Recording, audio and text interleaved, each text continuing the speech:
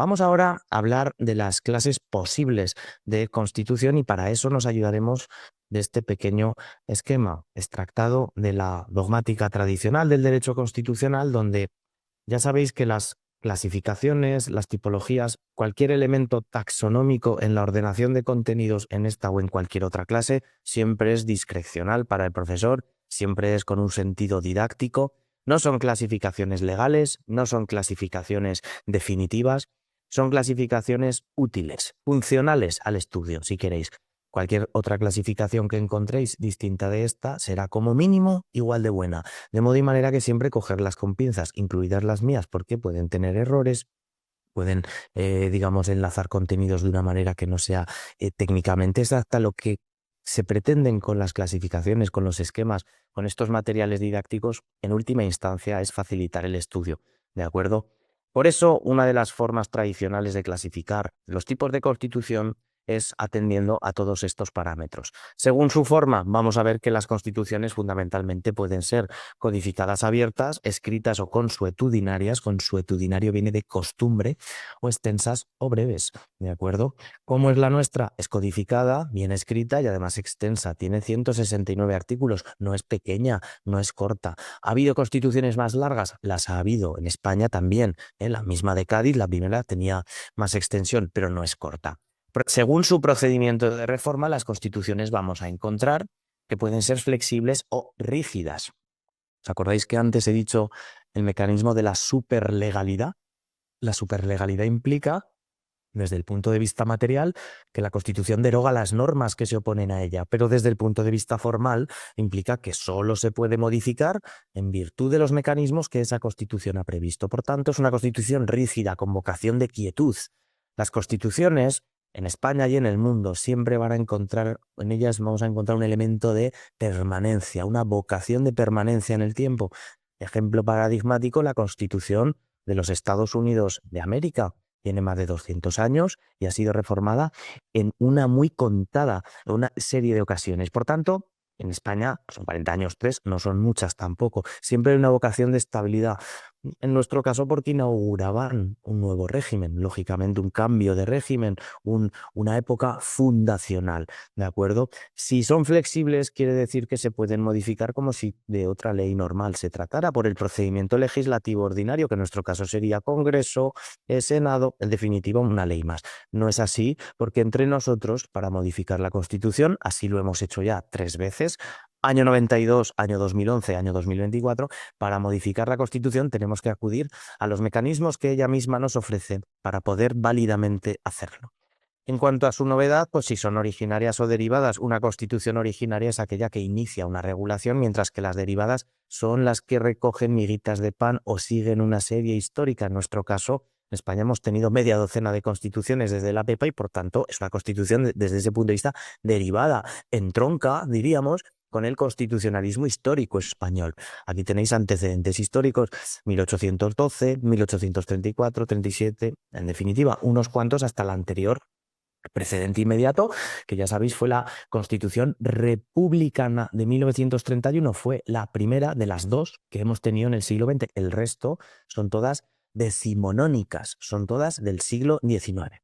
En cuanto a su origen, pues es otro arrastre, otra inercia medieval, otorgadas, impuestas o pactadas cuando se otorgaban por el monarca, cuando se le imponían al parlamento, por el parlamento al monarca, esa teoría de los controles y contrapesos, y pactadas fruto del consenso social. La nuestra tuvo lugar en una época pues ciertamente convulsa, la época de la transición, derivada de una dictadura muy larga, en definitiva, de terrorismo en España, presión económica, crisis, inflación, deuda. En definitiva, no era una época fácil, no fue una época fácil y había sectores de la sociedad con mucho poder heredado. Estaba la Iglesia, estaba el ejército.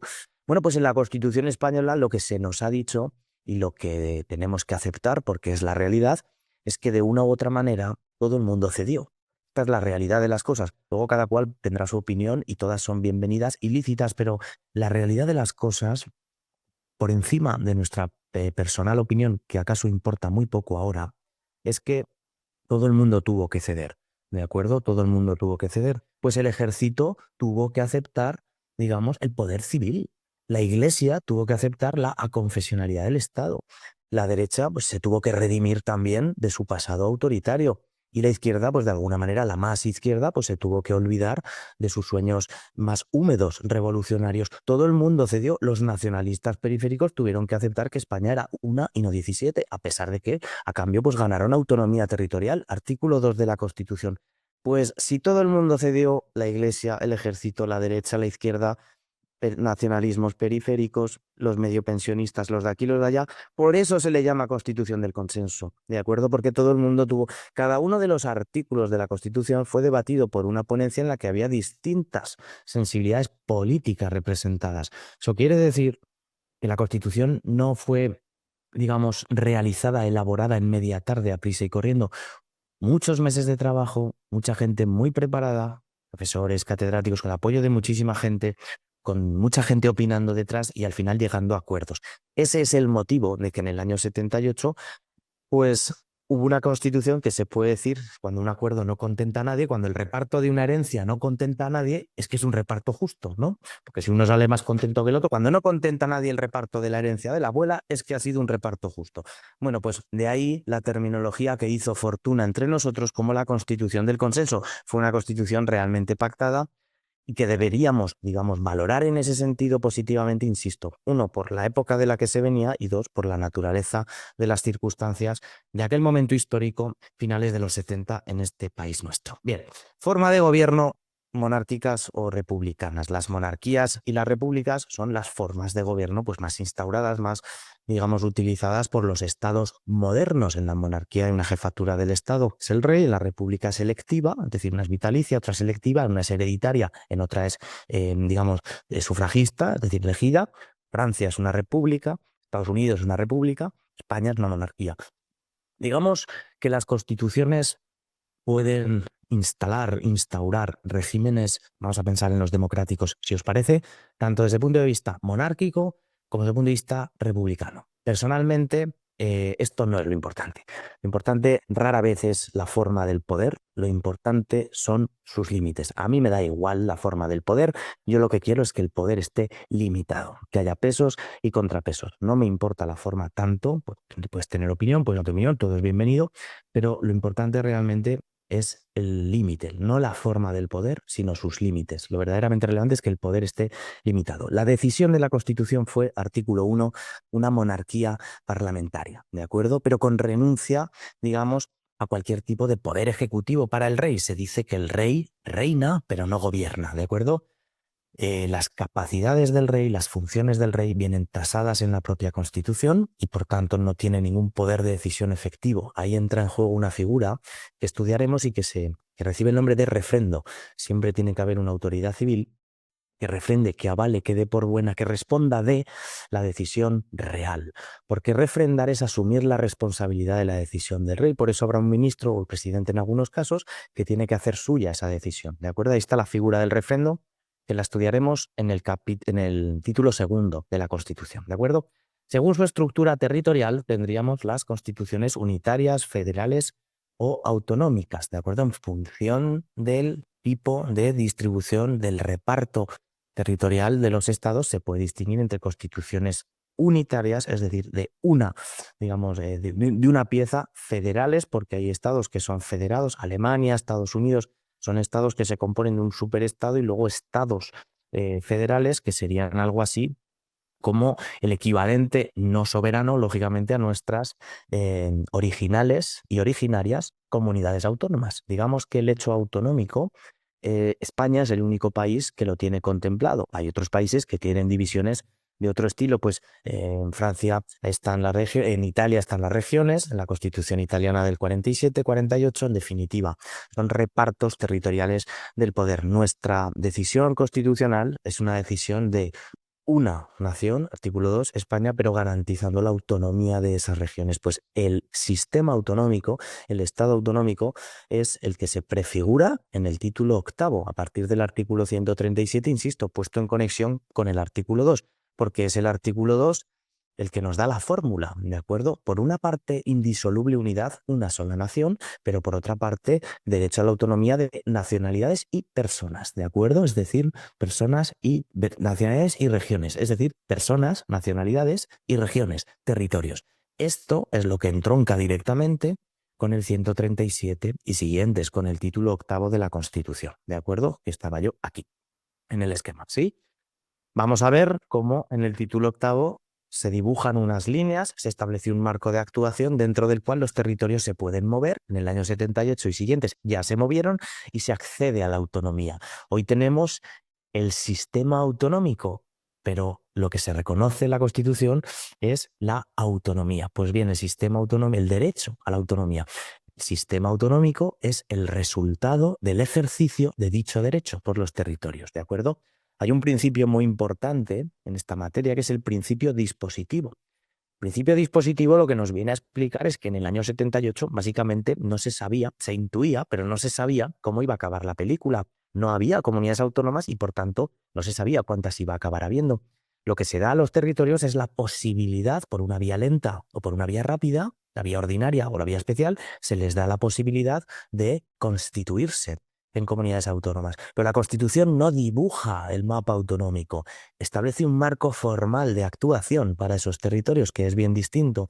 Tampoco culmina el reparto competencial, se limita a establecer en un sistema horizontal de doble lista desmentido después lo que corresponde a uno y lo que puede corresponder a las otras, lo que corresponde al Estado, 149, y lo que puede corresponder a las otras si, en virtud de sus estatutos, asumen esas competencias. Hoy hablar del título octavo, queridos alumnos, es hablar de historia del derecho, porque ya está culminado ese proceso, ¿de acuerdo? Pero en el año 78, echando la vista atrás 40 años, pues el panorama era otro bien distinto. Hoy ya sabemos lo que ha sucedido, ya hemos visto la película, ya sabemos el final. Bien, de independencia de que ese título hoy necesitaría una buena reforma, un buen remozado para pues, hacer frente a algunos problemas territoriales que tiene España, pero con independencia de que necesite una reforma, cosa que necesita, lo que sabemos es lo que ha terminado pasando, ¿vale? En el año 78 no se sabía, pues ese marco se dibuja en el título octavo.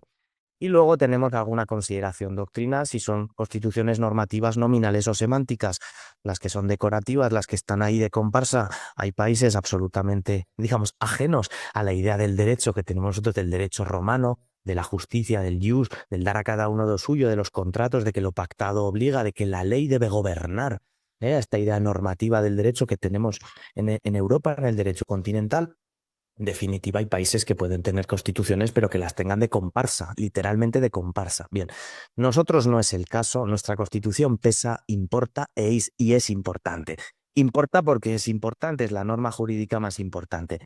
De modo que no porque un país tenga una constitución vamos a pensar que sea un verdadero Estado de Derecho, donde haya separación de poderes, donde se respeten las libertades de los ciudadanos y donde gobiernen las leyes, ¿de acuerdo? El Estado de Derecho supone el gobierno de las leyes y no por tener una constitución se garantiza eso. De ahí la distinción entre constituciones nominales, semánticas o normativas. Digamos que la categoría FETEN, la buena, la canónica, sería la normativa. Una constitución normativa que se eleva sobre nosotros, digamos, y nos protege de que venga mañana un legislador o un gobierno autoritario o totalitario y nos despoje, ¿de acuerdo? Tenemos derechos y libertades reconocidos en la Constitución que nos protegen de pues, ese germen totalitario que está en el ejercicio del propio poder, ¿de acuerdo? La Constitución nos protege de que mañana por la tarde aparezca un político y nos quiera despojar de nuestras vidas o haciendas, ¿de acuerdo?